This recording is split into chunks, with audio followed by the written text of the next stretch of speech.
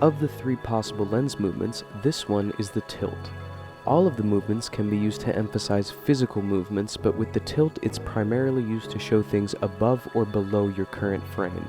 It could even be used to show someone interacting with something above or below the frame. Like, for example, picking up something that was just previously dropped. Next is the pan, which can also be used to show things out of frame and to emphasize movements just like the tilt.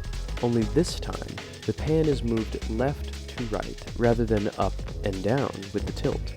You can do things like have someone walking in frame as you follow their body movements, using the pan to track them. Or you could do something a little bit simpler, like having someone sit and following their head to emphasize what they're looking at. Lastly is the zoom. Unlike the tilt or the pan, the zoom is moving in and out, or on the z-axis rather than the x or y.